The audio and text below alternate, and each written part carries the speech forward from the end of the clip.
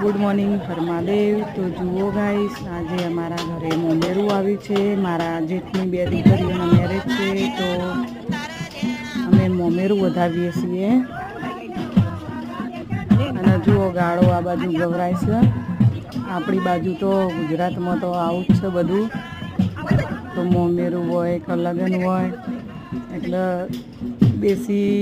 દેશી લગ્ન ગીતો અને હોમા હોમી ગાળો ગવરાતી હોય, મજા આવે। કોક અલગ જ મજા આવતી હોય અંદર આ બધા સ્પીકરો ને બધું વાગતું હોય એના કરતાં આપણે મોઢેથી ગાતા હોય બહુ મજા આવતી હોય। જુઓ મોમેરું વધારવાનું ચાલુ છે અને ગામડામાં લગ્ન હોય એમાં કોક મજા અલગ જ હોય।